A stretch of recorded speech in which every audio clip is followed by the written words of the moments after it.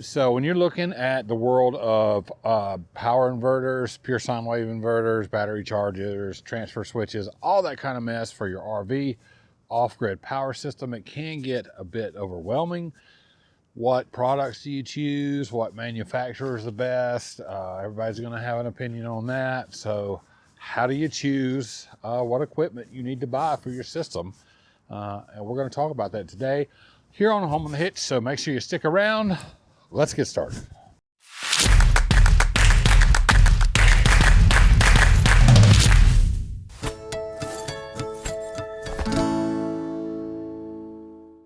Welcome back, everybody. My name is Thomas, and this is Home on the Hitch. Glad to have you here. It is freezing cold out here today in North Georgia. It's in the 30s, and it's going to get colder this week. But all right, today, so we're going to talk about power inverters, basically power inverters and off-grid energy systems that you would install in your RV, and how do you choose what's going to be best for you? The answer to that is pretty simple.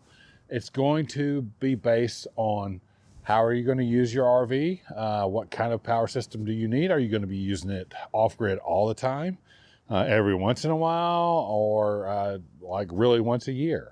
Do you have an unlimited budget? Budget's going to be a big one because the price of these components can vary greatly. How automated do you want this thing to be? Do you want it to be top of the line, latest tech, does everything for you, or do you mind flipping a few switches and going a little bit old school? So those are going to be the things that kind of make up that choice.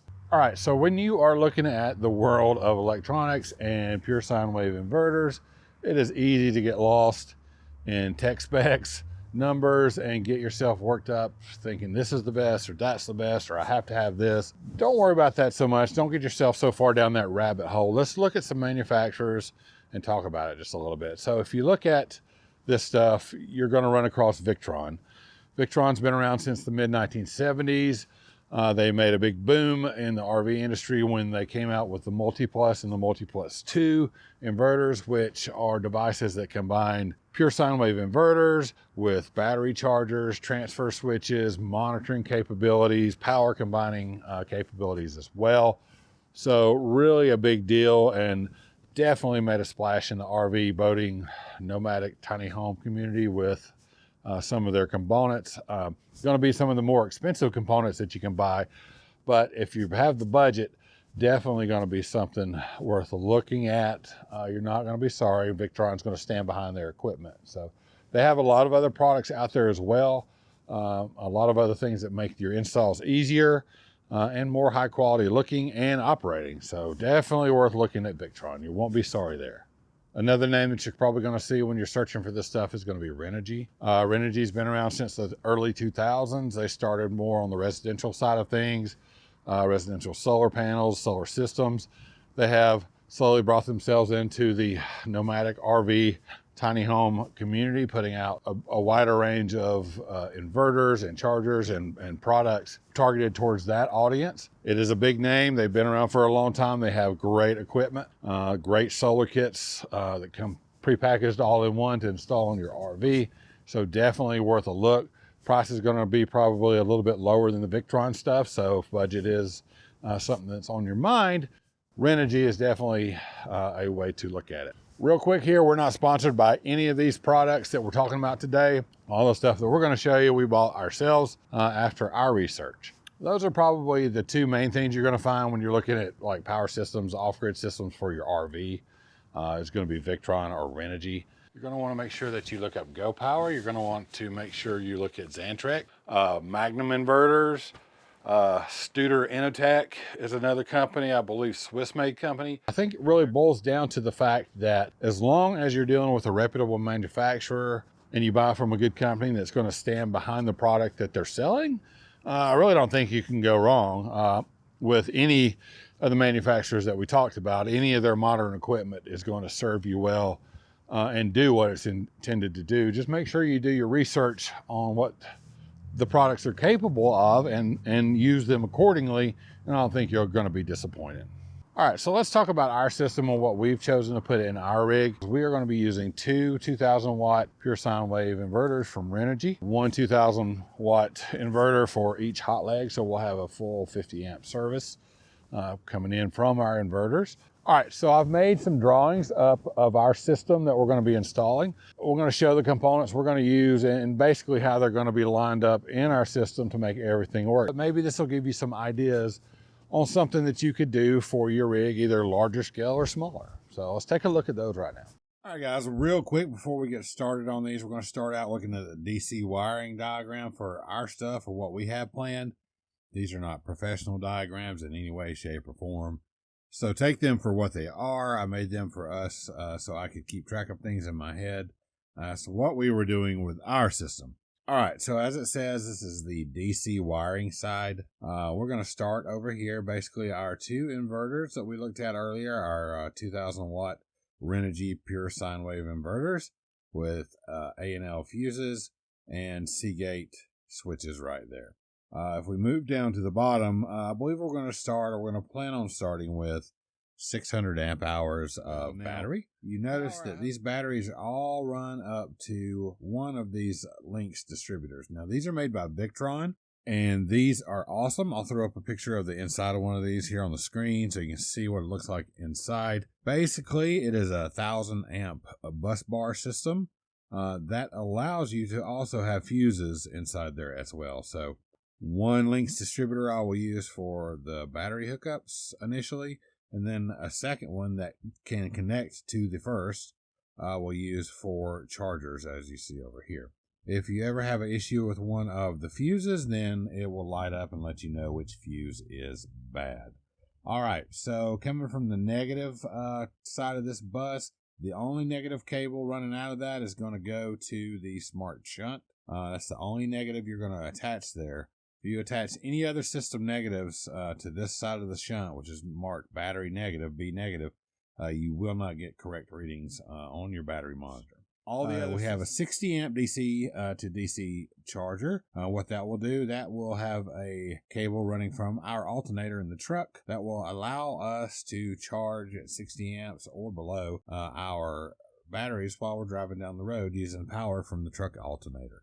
And you can set it up for several different battery chemistries, but we will be using it for lithium. As well, you can set a remote on and off so you can control that, turn it on and off when you want to. Down below that, we have an Ames Power 75 watt smart lithium charger that will be plugged into a 110 volt AC outlet inside the rig. More on that in a little bit when we went to the AC wiring. That will as well be linked into this Lynx distributor.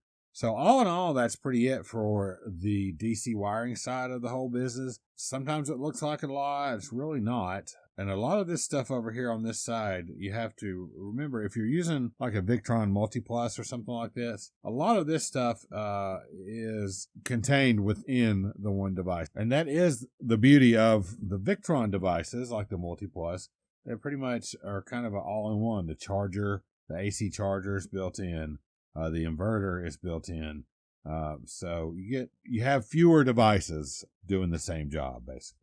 All right, so here's our AC wiring diagram that I'm going to be using for our system. Really starting at the top here, we have our 50 amp shore power that's going to be going into a 50 amp automatic transfer switch. We have our 30 amp generator that will be direct wired into that transfer switch as well. The output of that transfer switch comes down here to a second automatic transfer switch, which is exactly like the first. The output of the first transfer setup goes into the shore power side of this second transfer switch. Now that brings us to our two 2,000 watt inverters. We'll have a hot leg coming in from one inverter on this side of a junction box and a hot leg coming in on the other side of the junction box. So coming out the other side of that junction box, we're going to have two hot legs, ground and a neutral, just like a 50 amp power cord.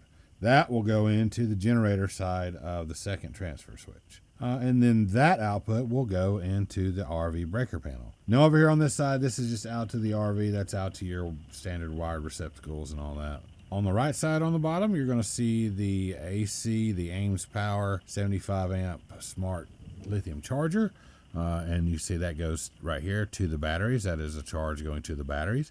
It plugs into a standard receptacle. Now this receptacle here is going to be a little different, and to explain this, you're going to have to kind of go back, if you've watched our videos, to the time when we swapped out our water heater. Now the rig came with a standard gas, electric, rapid recovery, 10-gallon water heater. About a year or so ago, we swapped it out to a gas-only tankless water heater, which we love, by the way. The new water heater, the tankless water heater, operates only off of 12 volt.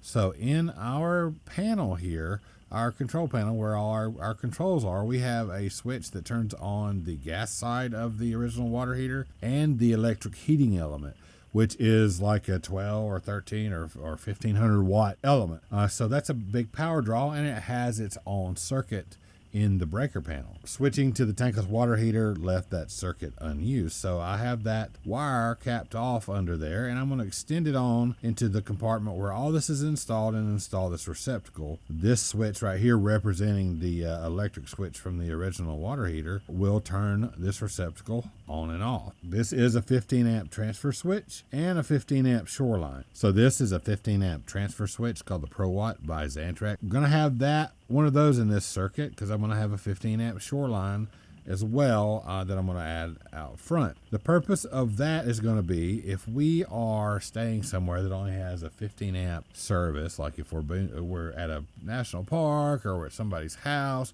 wherever we may be, that only has a 15 amp plug or a 20 amp plug for us to be able to plug in. Well, I'm going to plug into this shoreline. What that's going to do is activate this receptacle through that shoreline and put 75 amps into the batteries. And then we'll turn the inverters on and power the RV off of the inverters.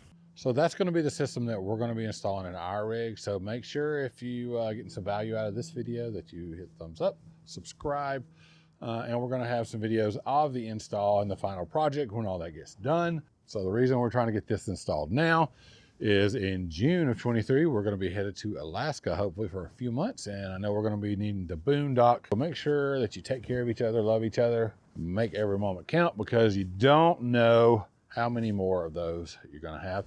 Make sure you subscribe, share this video. We love you. See you next time, guys.